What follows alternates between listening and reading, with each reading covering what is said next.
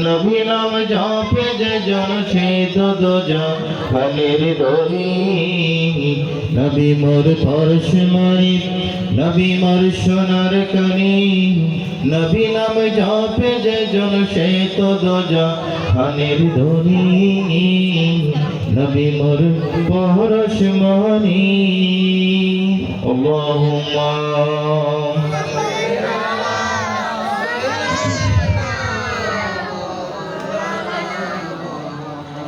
وعلى آل السيد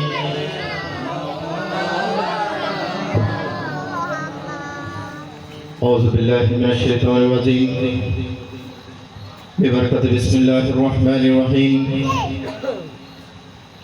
اهدنا الصراط المستقيم صدق الله العظيم وبلغنا رسوله النبي الحبيب الكريم ونحن على ذلك من الشاهدين والشاكرين رب صل وسلم وبارك عليه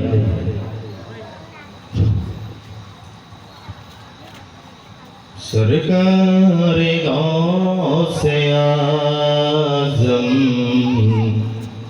नजरे करम तुम्हारा खालिद जोले बरदो ओ खालिद जोले बरदो मैं फकीर हो तुम्हारा सुभान अल्लाह सरकार गौसे आज़म नजरे करम तुम्हारा सरकार गौसे आज़म नजरे करम तुम्हारा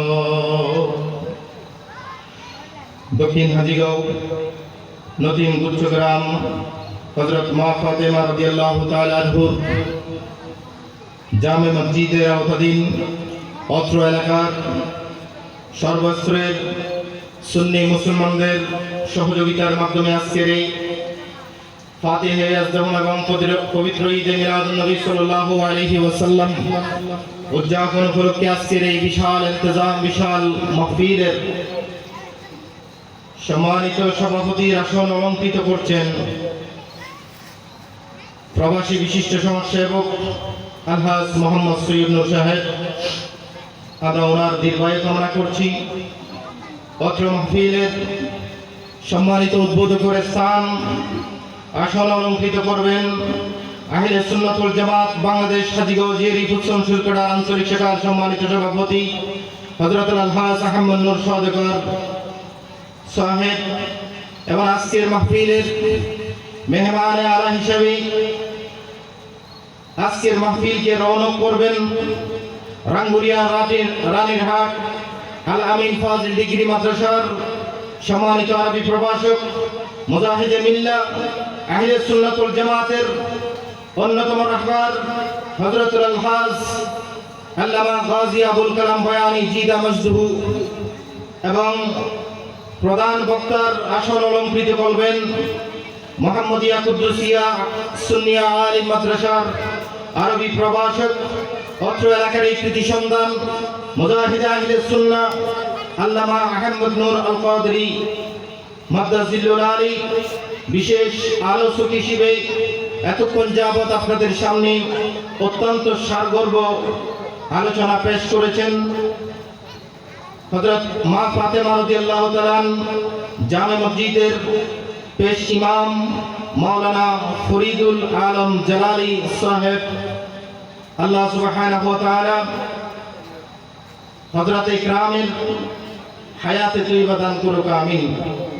অতঃপর আজকের মাহফিলের সম্মানিত উলামায়ে ইকরাম হিসেবে মঞ্চে আসীন আছেন বটতলী পুরাতন গুচ্ছি গ্রাম জামে মসজিদের সম্মানিত খতিব ও ফেশে মুকাররম ইমামে মুকাররম হাফেজ মাওলানা বুরহানুদ্দিন কাদরি জিদা মজদুহু এবং উপস্থিত থাকবেন মাওলানা আমিনুল হক আল কাদরি মাওলানা জহিরুদ্দিন আনোয়ারি নিজামউদ্দিন আনোয়ারি মাওলানা আবু সঈদ আল কাদরি সহ অসংখ্য উলামায়ে কিরামের তশরিফ আওয়ানি হবে, আমরা সকলে বলি আলহামদুলিল্লাহ। মনে রাখবেন, উলামায়ে কিরামের আগমন মানে আল্লাহর পক্ষ থেকে রহমত নাজিল হওয়ার একটি শুভ সূচনা।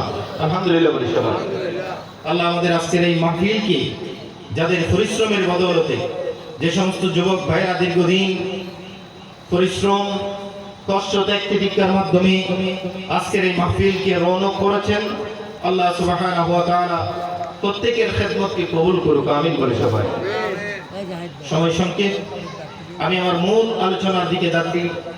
একটি আয়াতে কারিমা আপনাদের সামনে তেলাওয়াত করেছি, যে আয়াতে কারিমা আমরা প্রত্যেক দিনই পাঁচ ওয়াক্ত নামাজে আমরা পড়ি। সুবহানাল্লাহ। মনে রাখবেন, যেই বিষয়টার আলোচনা বেশি হয় ওই বিষয়টার গুরুত্ব ইসলামে অনেক বেশি। সুবহানাল্লাহ। সূরা ফাতিহা প্রত্যেকটি রাকাতে আমাদেরকে পড়তে হয়, এবং ইমাম আবু হানিফার মাযহাব মোতাবেক সূরা ফাতিহা প্রত্যেক নামাজে পড়া এটা ওয়াজিব। মাসআলাটা মনে থাকবে সবার। সূরা ফাতিহা পড়ার মাসআলা কি? ওয়াজিব। যদি এটা বাদ করে আপনাকে সাজদা দিতে হবে। ওখান থেকে একটি আয়াতে কারীমা আপনাদের সামনে তেলাওয়াত করেছি। আল্লাহ সুবহানাহু ওয়া তাআলা পবিত্র কোরআনে ইরশাদ করেন, ইহদিনাস সিরাতাল মুস্তাকিম। সুবহানাল্লাহ। হে আল্লাহ, আল্লাহ আমাদেরকে শিখিয়ে দিচ্ছেন যে তোমরা আল্লাহকে বলো, আল্লাহ তুমি আমাদেরকে সহজ সরল পথ আমাদেরকে দেখাও। সুবহানাল্লাহ। সহজ সরল পথে থাকা এটা প্রত্যেক মুমিনের জন্য বড় গুরুত্বপূর্ণ বিষয়। সুবহানাল্লাহ। কারণ আল্লাহ রাসূল সাল্লাল্লাহু আলাইহি ওয়াসাল্লাম হাদিসে পাকে ইরশাদ করেন, আমার অনেক বান্দা দেখবেন যারা সকালবেলা মুমিন ছিল, আবার বিকেল বেলা তারা অমুসলিম হয়ে গেছে। জোরে বলি নাউযুবিল্লাহ। আবার কতগুলো মুমিন দেখবেন যারা বিকেল বেলায় মুমিন ছিল, আবার সকাল বেলায় অমুসলিম হয়ে গেছে, ঈমান চলে গেছে। জোরে বলি নাউযুবিল্লাহ।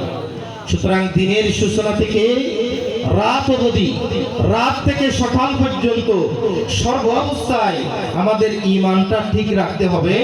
এই ঈমান যদি ঠিক রাখতে চাই, আমাদেরকে ইহদিনাস সিরাতাল মুস্তাকিম তথা আহলে সুন্নাত ওয়াল জামাতের পথের উপর আমাদেরকে থাকতে হবে। আল্লাহ আমাদেরকে তৌফিক দান করুন। জোরে বলুন আমিন।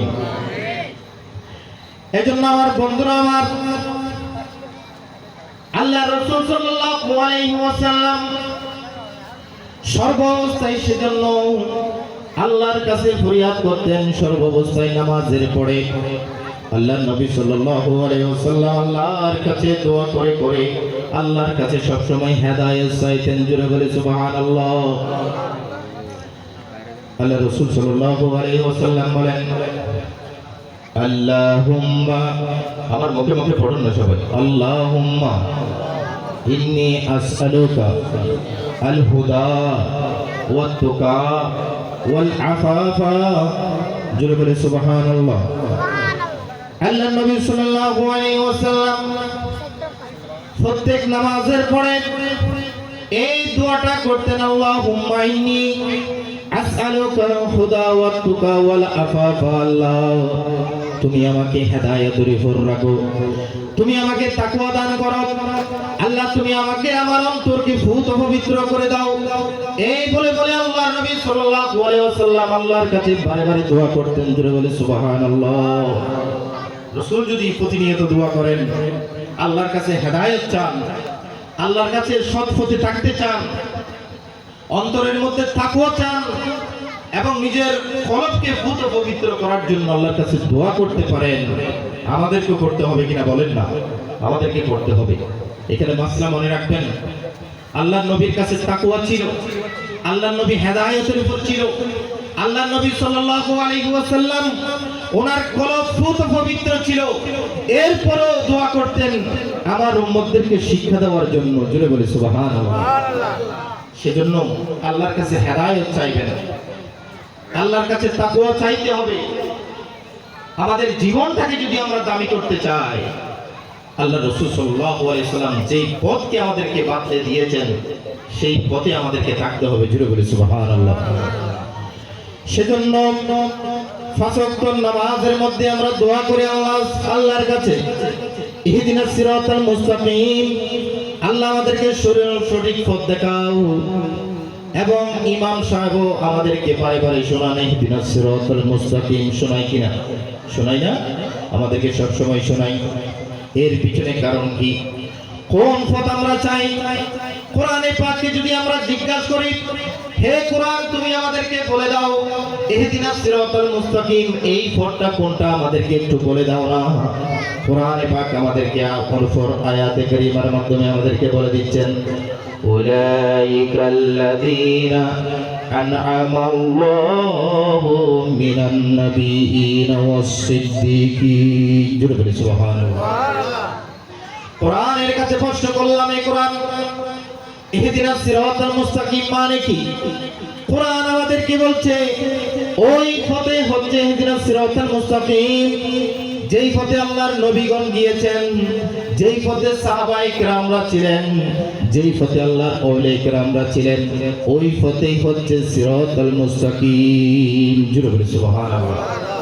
তাহলে পেয়ে গেলাম সিরাতাল মুস্তাকিম মানে হলো যেই পথে আমার রাসূল আছেন, যেই পথে সাহাবায়ে কেরাম আছেন, যেই পথে আল্লাহর আউলিয়া কেরাম আছেন, যাদের হাত ধরে এই ভারতীয় উপমহাদেশে নয় পুরো বিশ্বের অলিতে গলিতে ইসলাম পৌঁছেছে, ওই সমস্ত পথ, ওই সমস্ত মানুষদের আউলিয়া কেরামের পথে থাকা মানে হচ্ছে আহলে সুন্নাত ওয়াল জামাত। জুড়ে বলি সুবহানাল্লাহ।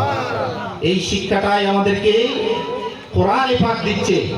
শুধু তাই নয়, উম্মতরা যাতে অ্যাক্সিডেন্ট না করে, উম্মতরা যাতে পদে পদে যাতে ভুল না করে, আমার রাসূল সাল্লাল্লাহু আলাইহি ওয়াসাল্লাম আরো প্র্যাকটিক্যাল ভাবে আমাদেরকে সেটা দেখিয়ে দিয়েছেন। জুড়ে বলি সুবহানাল্লাহ। একটু দর্শন করি, আল্লাহুম্মা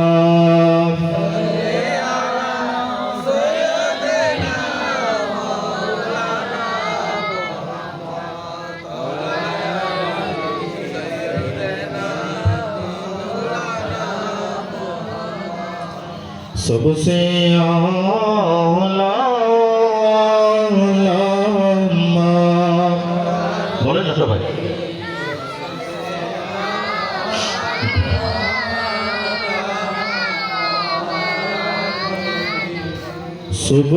सुबहानल्लाह अल्हम्दुलिल्लाह। जुरे आवाज करते ना तो जा।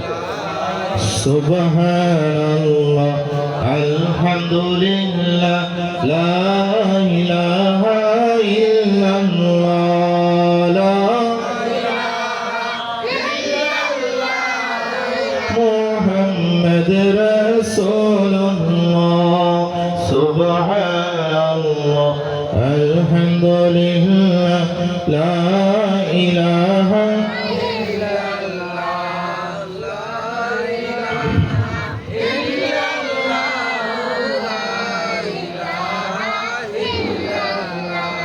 আমার সময় সংক্ষেপ, আমি কথাগুলোকে একটু গুছিয়ে আনার চেষ্টা করছি। আমার রাসূল সাল্লাল্লাহু আলাইহি ওয়াসাল্লাম ইহদিনাস সিরাতাল মুস্তাকিম মানে কি এটাকে আরো ক্লিয়ার করে দিয়েছেন আমাদেরকে জন্য। জুড়ে বলি সুবহানাল্লাহ। কারণ আমার উম্মতরা দিনে দুপুরে অ্যাক্সিডেন্ট করবে। কেন অ্যাক্সিডেন্ট করবে এটা একটু পরে আসছি। আল্লাহ রাসূল সাল্লাল্লাহু আলাইহি ওয়াসাল্লাম একদিন সাহাবায়ে কেরামদেরকে নিয়ে একটি নির্দেশনা প্রদান করলেন। রাসূল পাক সাল্লাল্লাহু আলাইহি ওয়াসাল্লাম একটি কাঠি নিয়ে মাটিতে সাহাবায়ে কেরামকে একটি দাগ টেনে প্র্যাকটিক্যালি দেখিয়ে দিলেন ইহদিনাস সিরাতাল মুস্তাকিম কোনটা। জুড়ে বলি সুবহানাল্লাহ। হাদিসে পাকে রওয়ায়াত আছে আল্লাহর নবী সাল্লাল্লাহু আলাইহি ওয়াসাল্লাম সাহাবায়ে কেরামকে নিয়ে একটা হাতে নুরানি হাতে কাঠি নিয়ে সাহাবায়ে কেরামকে দেখিয়ে দিলেন, একটা সোজা সরল রেখা টানলেন। জুড়ে বলি সুবহানাল্লাহ। সোজা একটা রেখা টানলেন, ওই রেখার পাশাপাশি আবার কতগুলো আঁকা বাঁকা কতগুলো রেখা টানলেন, এবং এই রেখাগুলো টানার পরে সাহাবায়ে কেরামকে ব্যাখ্যা করে দিলেন হে আমার সাহাবীরা শোনো, যে রেখাটা সোজা পাবে আমি টেনেছি, এটাই হচ্ছে ইহদিনাস সিরাতাল মুস্তাকিম। এই পথে যারা তোমরা চলবে তারা সোজা জান্নাতের পথে যেতে পারবে। জোরে বলে সুবহানাল্লাহ। আর যদি আমার সাহাবীরা তোমাদের এই রেখার পাশে যতগুলো বক্র রেখা, আঁকা বাঁকার রেখা টেনেছি, ওই পথের দিকে যদি তোমরা অসাবধান বশত যদি চলে যাও, মনে রাখবে তোমরা মিসগাইড হবে, তোমরা বিপথে চলে যাবে, আর সোজা পথে থাকতে পারবে না। জুড়ে বলি নাউজুবিল্লাহ। আমার রাসূল এই জন্য কোরআনে পাকের এই আয়াতে করিমাকে সরাসরি প্র্যাকটিক্যাল ভাবে ব্যাখ্যা করে আমাদেরকে দেখিয়ে দিয়েছেন। ইহদিনাস সিরাতাল মুস্তাকিম হলো সাহাবায়ে কেরামের পথ, রাসূলের পথ। জুড়ে বলে সুবহানাল্লাহ। সাহাবায়ে কেরামরা জিজ্ঞাসা করলেন রাসূলের কাছে, ইয়া রাসূলুল্লাহ, ইয়া হাবিবাল্লাহ, আপনি যে নূরানী জবানে বলেছিলেন 73 ফেরকা দুনিয়ার জমিনে আসবে, এই 73 ফেরকা থেকে একটি ফেরকা জান্নাতের পথে যাবে, ইয়া রাসূলুল্লাহ, এরা কারা? আমাদেরকে একটু ব্যাখ্যা করেন। রাসূল পাক সাল্লাল্লাহু আলাইহি ওয়াসাল্লাম নূরানী জবানে ঘোষণা করেন, ক্বালা রাসূলুল্লাহ সাল্লাল্লাহু, সবাই বলুন না, সাল্লাল্লাহু আলাইহি ওয়াসাল্লাম, মা আনা আসহাবি মা আনা আলাইহি ওয়া আসহাবি, যেই পথের এবং যেই মতের উপর আমি রাসূল আছি এবং আমার সাহাবায়ে কেরামরা থাকবে, ওই পথেই হচ্ছে নাজাত প্রাপ্ত দল। জোরে বলে সুবহানাল্লাহ। এখান থেকে আমরা বুঝতে পারলাম, ও আমার সুন্নি ভাইয়েরা শোনেন, যারা আমরা আহলে সুন্নাত ওয়াল জামাত পালন করি তারা নবীকে ভালোবাসি কিনা বলেন? বাসি কিনা? আমরা রাসূলকে ভালোবাসি, আমরা সিদ্দিক আকবরকে ভালোবাসি কিনা বলেন? আমরা হযরতে ওমর ফারুককে ভালোবাসি, হযরতে উসমান জিন্নুরাইনকে ভালোবাসি, হযরত আলীকে ভালোবাসি, হযরত ইমাম হুসাইন হাসানকে ভালোবাসি কিনা বলেন? আর আমাদের পার্শ্বস্থ হযরতে সুলতানুল আউলিয়া হযরতে শাহ মুহসিন আউলিয়াকে আমরা ভালোবাসি কিনা? তাহলে বুঝতে পারেন আপনার আকীদা সঠিকভাবে আছে। জুড়ে বলি সুবহানাল্লাহ। আমরা ওলিকেও ভালোবাসি, আমরা সাহাবায়ে কেরামকেও ভালোবাসি, আমরা রাসূলকে ভালোবাসি। রাসূল বলেন, যে ব্যক্তি আমি রাসূলকে ভালোবাসবে সে ব্যক্তি আল্লাহকেও ভালোবাসবে। জুড়ে বলি সুবহানাল্লাহ। আল্লাহ আমাদেরকে সেই পথের উপর থাকার তৌফিক দান করুক। জুড়ে বলুন না আমিন। আল্লাহুম্মা সাল্লি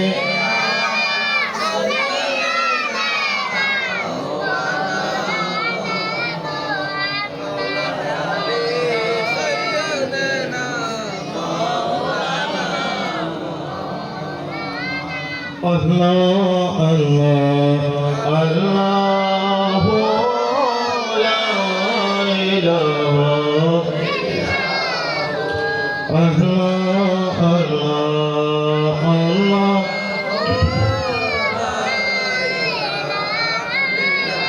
গুনাহগারে গুনাহগারে দরদে আপনার নবী দয়া করে পার করায় হাসরের ময়দান মদনী।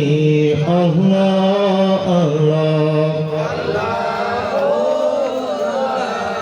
ইলাহা ইল্লাল্লাহ আল্লাহ আল্লাহ।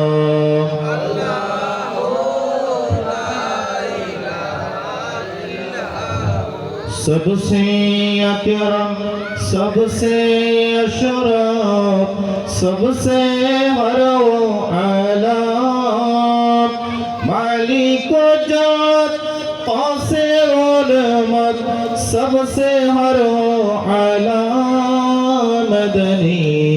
अल्लाह अल्लाह जुड़े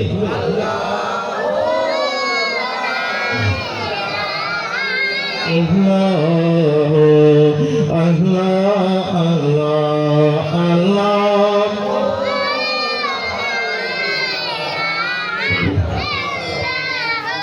খুবই গভীরভাবে মনোযোগ সহকারে শোনার চেষ্টা করবেন। আমরা আহলে সুন্নাত ওয়াল জামাত যারা পালন করি, লালন করি, মনে ধারণ করি, বিশ্বাস করি, আমাদের সামনে বর্তমানে খুবই একটা কঠিন সময় আমাদের সামনে চলছে কিনা বলেন? আমাদের সামনে খুবই কঠিন, মনে হচ্ছে যেন পিছনে আমাদের উত্তাল সমুদ্র, যেদিকে পিছনে যদি আমরা যাই ডুবে মরে যাব, আমাদের পরাজয় হবে।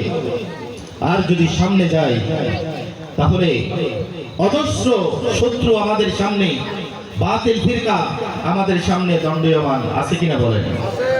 রাসূল বলেন সেই দলগুলো একটা দুইটা নয়, ৭২টি দল তোমাদের সামনে কিয়ামত পর্যন্ত তোমাদের সাথে লড়াই করবে। এই লড়াইয়ে তোমাদেরকে টিকে থাকতে হবে। সুবহানাল্লাহ। তার মধ্যে একটি দল হচ্ছে আহলে সুন্নাত ওয়াল জামাতের একটি দল, তারপরে খারেজি হচ্ছে ১৫টি দল, এবং শিয়া হচ্ছে ৩২টি দল, তারপরে মুতাজিলা হচ্ছে ৬টি দল, এবং মুরজিয়া হচ্ছে ১২টি দল। এরপরে বাকি আরো ৪টি দল আছে, তারা একটা করে দল, সর্বমোট ৭৩টি দল। এবং আল্লাহ রাসূল বলেন একটি দলেই জান্নাতে যাবে। জুড়ে বলে সুবহানাল্লাহ। তারা হচ্ছেন যারা রাসূলকে ভালোবাসে, সাহাবায়ে কেরামকে ভালোবাসে, আউলিয়া কিরামের মহব্বত যাদের অন্তরে আছে, তারাই হচ্ছে আহলে সুন্নাত ওয়াল জামাত। জুড়ে বলে সুবহানাল্লাহ। তাহলে আমাদের ফত এবং মতের নাম কি? আহলে সুন্নাত। আমরা অনেকেই দেখি, বারবার বলছি এই জন্য, আমাদের মসজিদের হুজুররা সবসময় এটা ওয়াজ করে আহলে সুন্নাত ওয়াল জামাতে, কিন্তু আমরা জিজ্ঞাসা করলে সেটা আমাদের মুসল্লিরা পারে না। তাহলে আমরা কোন পথকে অনুসরণ করি? আহলে সুন্নাত ওয়াল জামাত। মনে থাকবে তো আশা করি। আমাদের সামনে এই ৭২টি দল আছে, তাদের সাথে আমাদের সব সময় যুদ্ধ করতে হচ্ছে।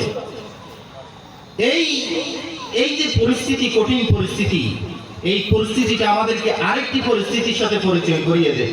সেটা হলো আজ থেকে প্রায় ৭১১ সালের দিকে এই পৃথিবীতে স্পেন নামক একটি দেশ, সেই দেশে মুসলমানরা বিজয় লাভ করে স্পেনে মুসলমানদের নিশানা গেলো এবং আযান চালু হলো, নামাজ চালু হলো মুসলমানদের ঈমানি জজবার মধ্য দিয়ে। জুড়ে বলে সুবহানাল্লাহ। সেই স্পেনের ইতিহাস অনেকের কাছে আপনারা শুনেছেন। তারেক বিন জিয়াদ, যিনি খুবই যুবক অবস্থায় ছিলেন, আমাদের আজকের মাহফিলের ভাইরা যারা আলোচনা এই মাহফিলের আয়োজন করেছেন, তাদের যুবক বয়সে তারেক বিন জিয়াদ এই স্পেন বিজয় লাভ করেছিল। জুড়ে বলে সুবহানাল্লাহ। আমাদের জন্য মুসলমানদের নিশানা এই স্পেনের মধ্যে স্থাপন করেছিলেন ঈমানের জোরের মাধ্যমে দিয়ে। জুড়ে বলে সুবহানাল্লাহ। তারেক বিন জিয়াদ শুনলে আশ্চর্য হয়ে যাবেন। মুসলমানদের ইতিহাস, উজ্জ্বল ইতিহাস। হযরতে তারেক বিন জিয়াদ রাহমাতুল্লাহ আলাইহি, তিনি যখন রাজা লডরিক নামক একজন রাজা অত্যাচারী বাদশার বিরুদ্ধে যখন তিনি যুদ্ধ করতে যাবেন, ৭,০০০ মুসলমানদের সৈন্য ছিল। কয় হাজার? ৭,০০০। এই ৭,০০০ সৈন্য ৪টি বিশাল বিশাল জাহাজ নিয়ে তারা ভূমধ্য সাগর পাড়ি দিয়ে স্পেন জয় করার জন্য তারা যাচ্ছিল। জুড়ে বলি সুবহানাল্লাহ। দীর্ঘ সাগর পাড়ি দিয়ে যখন তীরে নামলো, ঘোড়া টোড়া যা আছে সবগুলোকে নামাইয়া, সৈন্য সামন্ত সবগুলোকে তীরের মধ্যে নামিয়ে তিনি একটা কাজ করলেন। সেই কাজটা হলো যে জাহাজগুলো নিয়ে, ৪টি জাহাজ, বিশাল বিশাল জাহাজ, যেখানে ১৫০০-এর অধিক মানুষ ছিল এবং ঘোড়া ছিল, বিভিন্ন যুদ্ধের সরঞ্জাম ছিল, এই সমস্ত সরঞ্জামগুলো তিনি নামিয়ে এই ৪টি জাহাজকে তিনি জ্বালিয়ে দিয়েছিলেন। ৪টি জাহাজকে পুড়িয়ে দিয়েছিলেন, সারকার করে ফেলেছিলেন। এই তারেক বিন জিয়াদের এই সিদ্ধান্ত দেখে তার সেনাপতি যারা আছে তারা হতভম্ব হলো, স্তব্ধ হয়ে গেল। যে জাহাজগুলো করে আমরা আসছি, ওই জাহাজগুলো কেন পুড়িয়ে দিল? আমরা কিভাবে যাব? এটা কেমন কাজ করলো? নেতা, যিনি আমাদের নেতা, মনে মনে কাউকে বলছিলেন না, তবে মনে মনে আফসোস করছিলেন। আমাদের নেতা মনে হয় মানসিকভাবে সুস্থ নন। এভাবে অনেকেই অনেক কিছু তারা চিন্তা করতে লাগলেন। এটা তো হওয়ারই কথা, যে জাহাজে করে আসছি সেই জাহাজগুলো পুড়িয়ে দেওয়া মানে এটা কি ভালো কাজ নাকি খারাপ কাজ বলে? কিন্তু না, মুসলিম যারা সৈনিক ছিল তারা ধৈর্য ধরেছিল, তারা সবর ধরেছিল। তিনি কি করছেন, তার নির্দেশনা কি দিচ্ছেন, সবগুলো তিনি অক্ষর অক্ষরে তারা লক্ষ্য করছিল। সুবহানাল্লাহ। এটাই হচ্ছে সৈনিকদের কাজ। অনেক সময় সর্দার অনেক কাজ করবে, এটা বাহ্যিক দৃষ্টিতে মনে হবে এটা ভুল কাজ আপনার দৃষ্টিতে, কিন্তু আপনি কথায় কথায় ভুল ধরতে পারবেন না। নেতার ভুল ধরা যাবে, সর্দারের ভুল ধরা যাবে না, ইমামের ভুল ধরা যাবে না। ঠিক তেমনি ভাবে আহলে সুন্নাত ওয়াল জামাতেরও বর্তমানে যিনি দায়িত্বশীল আছেন তিনি অনেক কর্মসূচি তিনি করবেন, এটা হয়তোবা আমাদের আপনাদের দৃষ্টিতে হয়তোবা যথোপযুক্ত নাও হতে পারে, কিন্তু আপনাকে ধৈর্য ধরতে হবে। সুবহানাল্লাহ। এটা আমাদেরকে আল্লাহ সুবহানাহু ওয়া তাআলা শিক্ষা দিয়েছেন এবং তারেক বিন জিয়াদ রাহমাতুল্লাহ আলাইহি আমাদেরকে শিক্ষা দিয়েছেন। সুবহানাল্লাহ। উনি যখন ফুরিয়ে ফেললেন সবাই ধৈর্য ধরল। ধৈর্য ধরার পরে তিনি তীরে নেমে একটি ঐতিহাসিক ভাষণ দিলেন, যেই ভাষণটা এতই পরিচিতি লাভ করেছে। আমরা ইউনিভার্সিটিতে যখন পড়ছিলাম তখন আরবি সাহিত্যের মধ্যেই এই তারেক বিন জিয়াদের ভাষণটা আছে। সুবহানাল্লাহ। এটা এমন ভাবে পরিচিত হয়েছিল। তারেক বিন জিয়াদ রাহমাতুল্লাহ আলাইহি উনি ওনার সৈন্য সামন্তকে বলেছিলেন, ইয়া আইয়ুহান নাস, হে মানব জাতি, আমার সম্প্রদায়, আমার সৈন্যরা শোনো, আইনাল মাফর, তোমরা কোথায় পালিয়ে যাবে? ইন্না খালফাইকুম ইন্না আল বাহারু মিন খালফাইকুম, নিশ্চয় তোমাদের পিছনে উত্তাল সমুদ্র, ওয়া আমামাকুম আল আদবু, এবং তোমাদের সামনে রাজা লড়ারিকের 1,20,000-এর মতো সৈন্য সামন্ত অপেক্ষা করছে। তোমাদের বাঁচার জন্য দুইটি অপশন।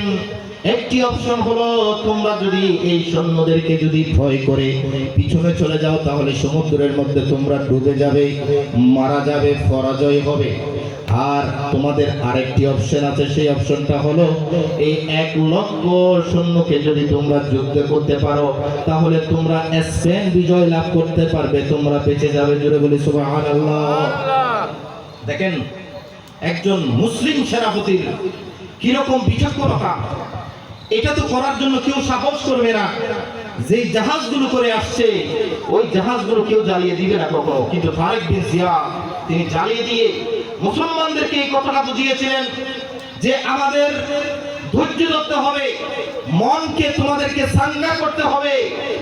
আমাদের যদি পিছনে যাই সমুদ্রে আমরা ডুবে যাব, আর যদি সামনে যাই তাহলে এই শত্রুদের সাথে আমাদেরকে জিহাদ করে টিকে থাকতে হবে। জোরে বলি সুবহানাল্লাহ। পিছনে যাওয়ার কোনো সুযোগ নাই, বলেন না, পিছনে যাওয়ার কোনো সুযোগ। এই জাহাজগুলো যদি না পোড়াতেন তাহলে কিছু মুনাফিক সেখান থেকে বের হয়ে জাহাজে করে পালিয়ে যেত, মুসলমানদের কলঙ্ক হতো। জোরে বলি নাউজুবিল্লাহ। তারেক বিন জিয়াদ সেটা হতে দেন নাই।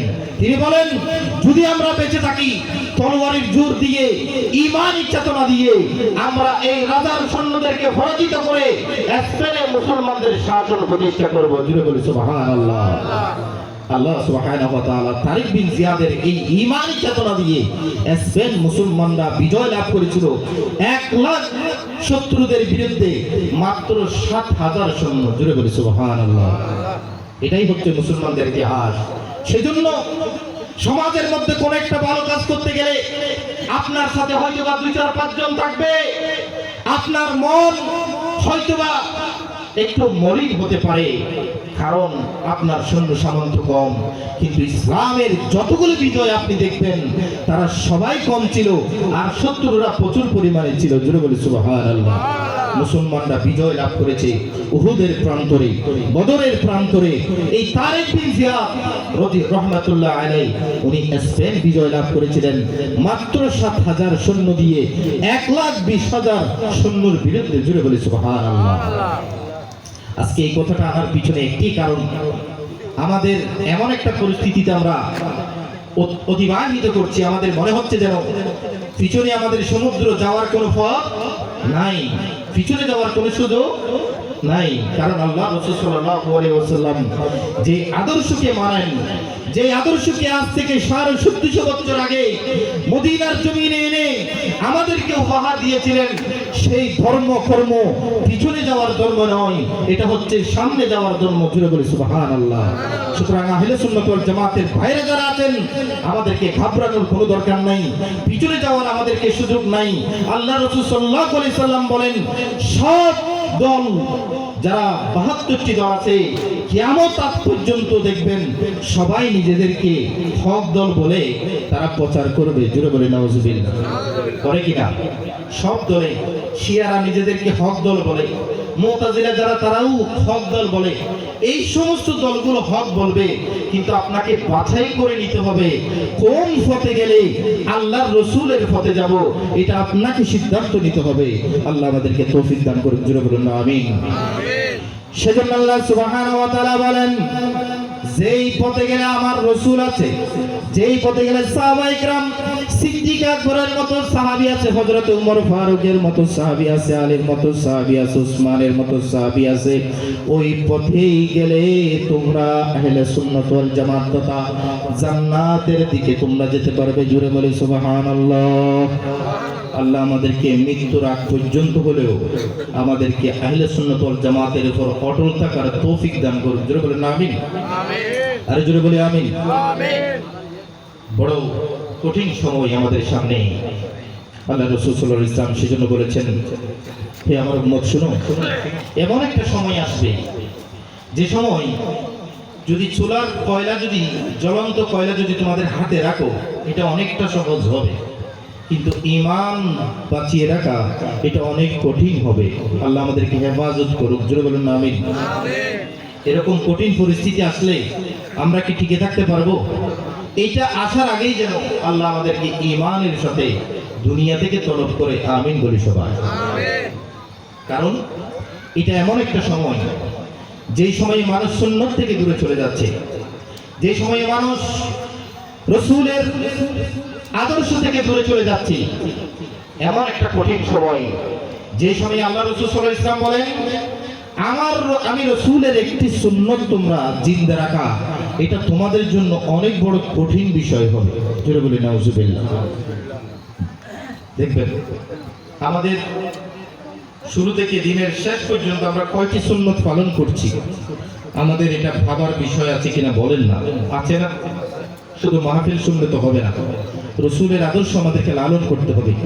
যারা মাহফিল আয়োজন করেছেন, আমি মনে করি আপনাদেরকে নামাজি হতে হবে, ধর্ম কর্মের প্রতি আপনাদেরকে আরো একনিষ্ঠতা বাড়াতে হবে, এবং এমনভাবে চলতে হবে যাতে কোনো এই মাহফিল আয়োজনের মধ্য দিয়ে যেন আপনাদের কোনো কলঙ্ক না হয়, এভাবে আপনাদেরকে চলতে হবে। আল্লাহ আমাদেরকে হেফাজত করুন। জোরে বলেন আমিন। সূরা দুনিয়া।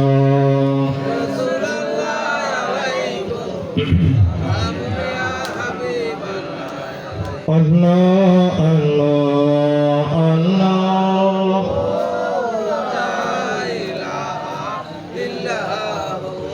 আল্লাহ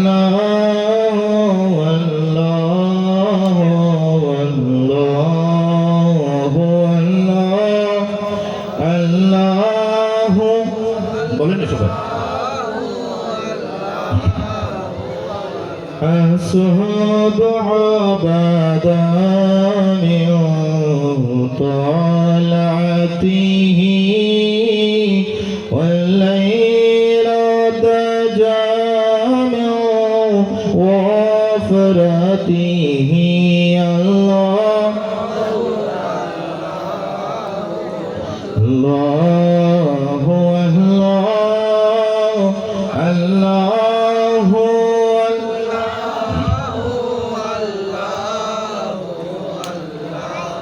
সেজন্য বলছিলাম বড় কঠিন বিষয় আমাদের সামনে, বড় কঠিন পরিস্থিতি। এই পরিস্থিতি যদি আপনি মোকাবেলা করতে চান, আপনাকে পড়াশোনা করতে হবে। কি করতে হবে? পড়াশোনা। শুধু শুনে শুনে সবকিছু করতে পারবেন না, আপনাকে বইগুলো দেখতে হবে। আহলে সুন্নাত ওয়াল জামাতের আকীদা কি, দিনে একটা একটা যদি আকীদা পড়েন, তাহলে 365 দিনে 365টি আকীদা হয়। এটা কম বিষয় না। একদিনে একটা একটা পড়েন, একটা একটা জানেন, পড়তে না জানলে মসজিদের ইমাম থেকে জিজ্ঞাসা করেন, তারপরও আকীদা আমাদেরকে শিখতে হবে। জোরে বলি সুবহানাল্লাহ। কারণ আকীদাই হচ্ছে মেইন, আকীদাই হচ্ছে আসল। আকীদা যদি ইমান যদি না আপনার যদি ঠিক না থাকে, আপনি যতই আমল করেন কোনো কাজ হবে না। বিশ্বাস ঠিক রাখতে হবে। এখন আমাদের দেশে দেখবেন এমন এমন অনেক দল আছে যারা লেবাস ধরেছে ধর্মের মতো, কর্ম করে ধর্মের মতো, চলাফেরা মুসলমানের মতো, কিন্তু তাদের আচরণ দেখলে হিংস্র বাঘের মতো মনে হয়। ঠিক কি আমার ভাইরা বলেন? আল্লাহ রাসূল সাল্লাল্লাহু আলাইহি ওয়াসাল্লাম সেজন্য সতর্ক করেছেন, উম্মত মনে রাখবে এমন কতগুলো মানুষ আসবে যারা কোরআনের তেলাওয়াত তোমাদের কণ্ঠস্বর স্তব্ধ করে দিবে। তাদের কোরআনের তেলাওয়াত তোমাদের হৃদয়কে প্রকম্পিত করবে। যাদের নামাজ দেখলে তোমার নামাজকে নামাজ মনে হবে না, যাদের জিকির দেখলে তোমাদের জিকির মনে হবে না, ওই সমস্ত মানুষরা সব কিছু করবে কিন্তু তাদের আচরণ হবে হিংস্র বাঘের ন্যায়। জোরে বলি নাউজুবিল্লাহ। নারায়ে তাকবীর, নারায়ে রিসালাত, নারায়ে গাউসিয়াত, আহলে সুন্নাত ওয়াল জামাত, আহমদ হুজুরের আগমন, আহমদ হুজুরের আগমন, জিন্দাবাদ, আহলান সাহলান, মারহাবা মারহাবা, আলহামদুলিল্লাহ। জোরে বলি আলহামদুলিল্লাহ। ওলামায়ে কিরাম আসতে শুরু করেছেন, মাহফিলের গুরুত্ব বাড়তে শুরু করেছে, আল্লাহর রহমত নাজিল হচ্ছে। আলহামদুলিল্লাহ বলি সবাই। বলছিলাম এমন কতগুলো মানুষ আমাদের দেশে পুরো বিশ্বের মধ্যে আছে যাদের ধর্ম কর্ম চলাফেরা দেখলে একেবারে ফাঁকা মুসলিমের মতো মনে হবে, কিন্তু তাদের অন্তর হবে হিংস্র বাঘের ন্যায়। জুড়ে বলি নাউজুবিল্লাহ। এই হিংস্র মানুষগুলো থেকে আমাদেরকে হেফাজত থাকতে হবে কিনা বলেন? হেফাজত থাকতে হবে কিনা? তবে আল্লাহ আমাদেরকে হেফাজত করুন। জুড়ে বলেন আমিন। এই সমস্ত দলের মধ্যে থেকে কেউ বলবে আল্লাহ রাসূল সাল্লাল্লাহু আলাইহি ওয়াসাল্লাম প্রথমত আল্লাহর ব্যাপারে বলে, ওই সমস্ত দলের মধ্যে থেকে কেউ বলবে আল্লাহ সুবহানাহু ওয়া তাআলা সময় সময় মিথ্যা কথা বলতে পারেন কিন্তু বলেন না। জোরে বলি নাউজুবিল্লাহ। আল্লাহ মিথ্যা কথা বলতে পারেন না। আল্লাহর মিথ্যা কথা বলার প্রয়োজন আছে? মিথ্যা বলে কে? যে অভাবে পড়ে। মিথ্যা বলে কে? যে বিপদে পড়ে আটকে যায় সেই তো মিথ্যা বলে। কিন্তু আল্লাহ তো সুবহান, আল্লাহ তো মালিকুল মুলক, সমস্ত খোদাই যিনি সৃষ্টি করেছেন, তিনি কি কখনো মিথ্যা বলতে পারেন? এই বিশ্বাস কি আপনাদের আছে? কিন্তু আমাদের দেশে দেখবেন অনেক মৌলবী, আমি বানিয়ে বলছি না, আমার কাছে কিতাব আছে, আল্লাহ মিথ্যা কথা বলতে পারেন কিন্তু বলেন না। জুড়ে বলি নাউজুবিল্লাহ। কত বড় মারাত্মক আকীদা দেখেন। তারাও তো টুপি আছে, তারাও তো নামাজ পড়ে, কিন্তু আপনাকে চিনে নিতে হবে, ভাবতে হবে যিনি আমাকে সৃষ্টি করেছেন, যিনি পৃথিবীর সমস্ত মানুষকে সৃষ্টি করেছেন, কুল কায়নাত সৃষ্টি করেছেন, তিনি কখনো মিথ্যে কথা বলতে পারে? বলেন না পারে? এটা আমাদেরকে এখান থেকে আমাদেরকে বুঝতে হবে। আল্লাহ কখনো মিথ্যা কথা বলতে পারেন না। শুধু তাই নয়, তাদের মধ্য থেকে আরেকজন বলেন আল্লাহ রাসূল সাল্লাল্লাহু আলাইহি ওয়াসাল্লাম ইন্তেকাল করেছেন, মানিত তিনি মরে গেছেন, মাটির সাথে মিশে গেছেন। জোরে বলে নাউজুবিল্লাহ। আল্লাহ রাসূল কি মাটির সাথে মিশে গেছেন? আপনারা তো রাসূলের কথা তো অনেক দূরে।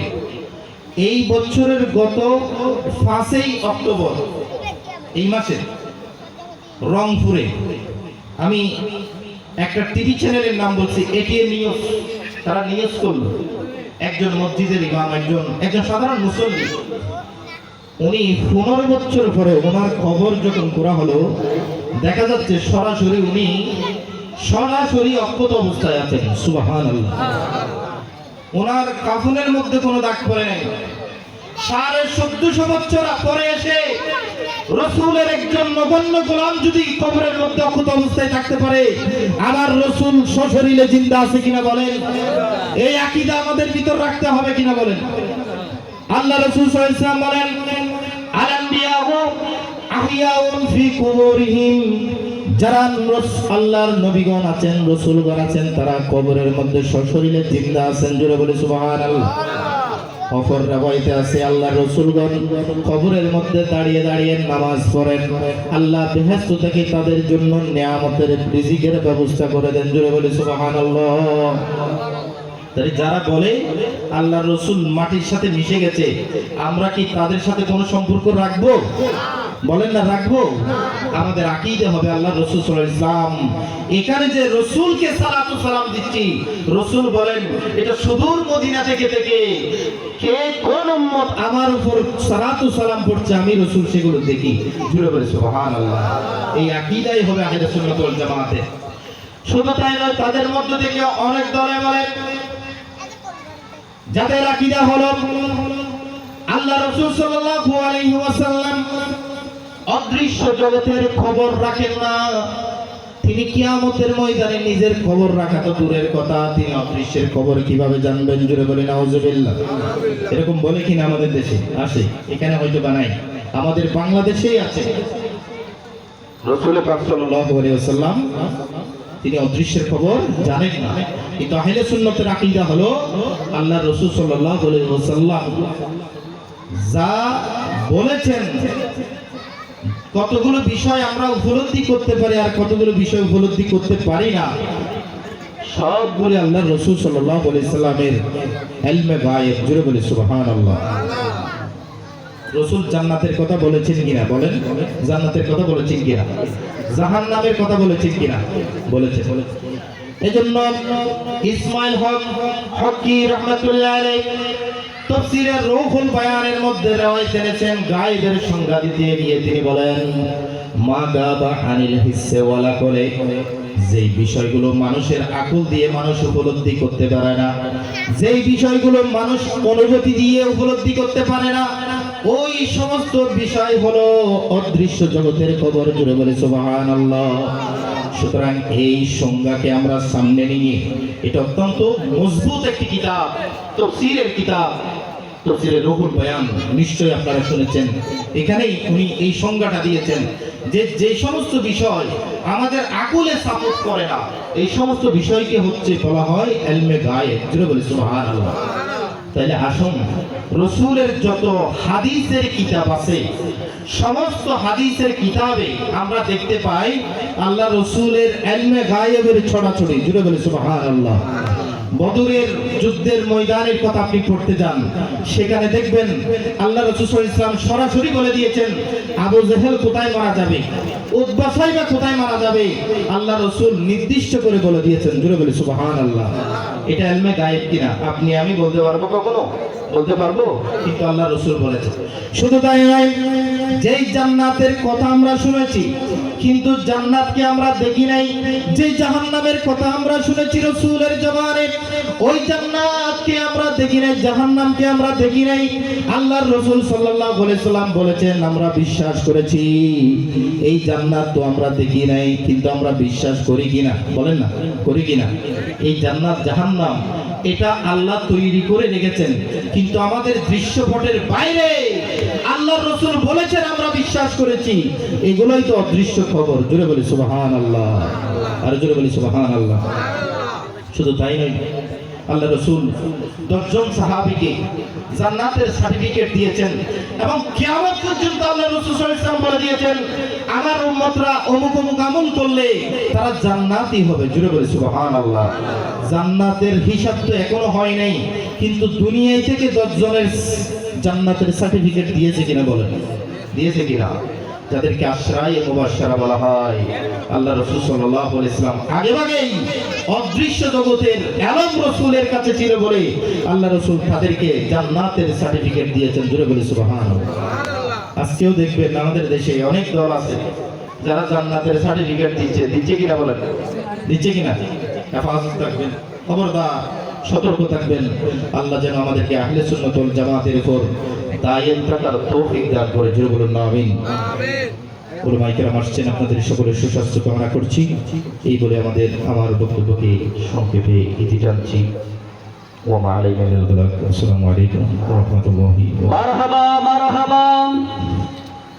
1 ঘন্টা ধরে আপনাদের সম্মুখে নুরানি মানি রুহানির পানি তকরির পেশ করেছেন আজকের মাহফিলের সম্মানিত বিশেষ আলোচক মাওলানা মোহাম্মদ আজিজুর রহমান আল কাদির মুতাজিল্লাহুল আলী হুজুরকে আজকের প্রথমবারের সুন্নি সম্মেলনের পক্ষ থেকে অসংখ্য মোবারকবাদ ধন্যবাদ জানাচ্ছি।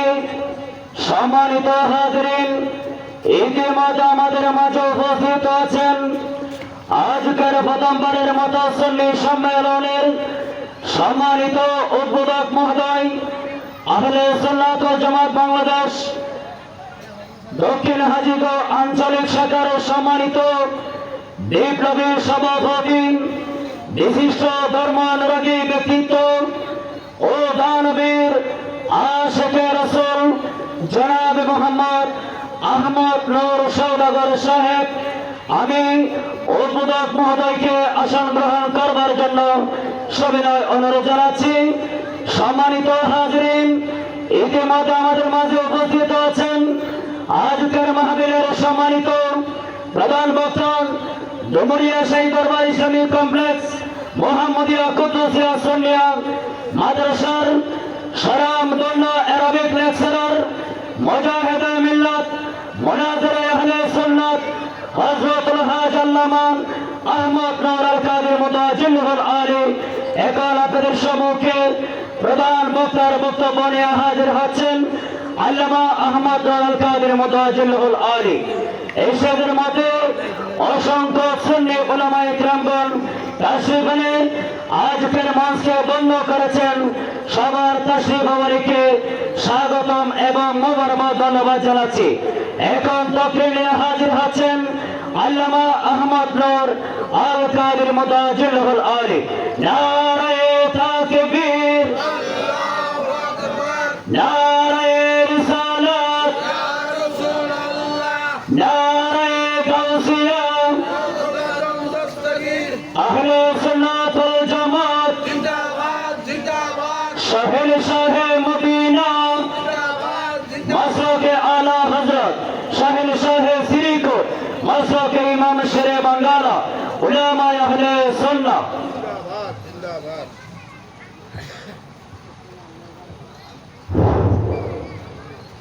السلام عليكم ورحمة الله تعالى وبركاته.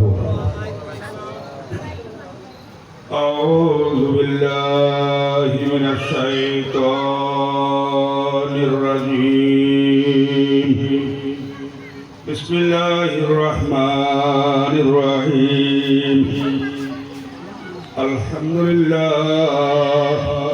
الحمد لله رب العالمين، والعاقبة للمتقين، والصلاة والسلام على سيدنا وسندنا ورسولنا ورسول ربنا وحبيبنا وحبيب ربنا وطبيبنا وطبيب قلوبنا وبشيرنا ونذيرنا ووكيلنا وقبيلنا محمد المصطفى صلى الله تعالى عليه وسلم وعلى آله الطيبين وأصحابه الطاهرين وأزواجه أمهات المؤمنين وشهداء محبته وعلماء أهل سنته وابنه الغوث الأعظم عبد القادر الجيلاني رضي الله تعالى عنه ووصوله وفروعه وأبنائه وبناته ومرده علينا معهم وفيهم ومنهم أجمعين. أيضا قال الله تعالى عز وجل في كلامه المجيد وفرقانه الحميد في شأن حبيبه ومحبوبه مخبرا وآمرا: إن الله وملائكته يصلون على النبي يا أيها الذين آمنوا صلوا عليه وسلموا تسليما. सल्लल्लाहु अला सय्यदिना मुहम्मद प्रत्येके মহাপুরুষ সহকারে দরুদ শরীফ পড়েন সাল্লাল্লাহু আলা সাইয়্যিদিনা মুহাম্মদ ওয়া আলিহি সালাতুন ইয়া রাসূলুল্লাহ আলাইকুম सुबह तैयबा में हुई बढ़ता है बड़ा नूर का सदका लेने नूर का आया है तारा नूर का सलातुन या रसूलल्लाह अलैकुम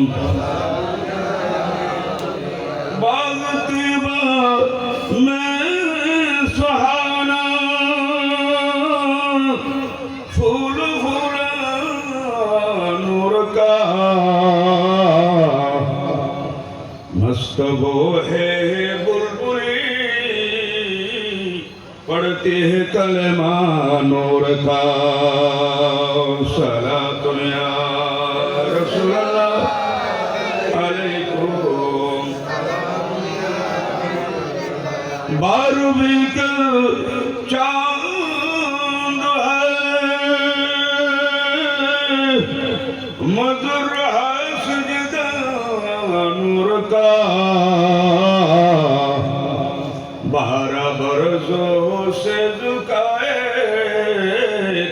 एक सितारा नूर का सलातुन या रसूलल्लाह अलैकुम सलामुन या हबीब अल्लाह ताज वाले देख कर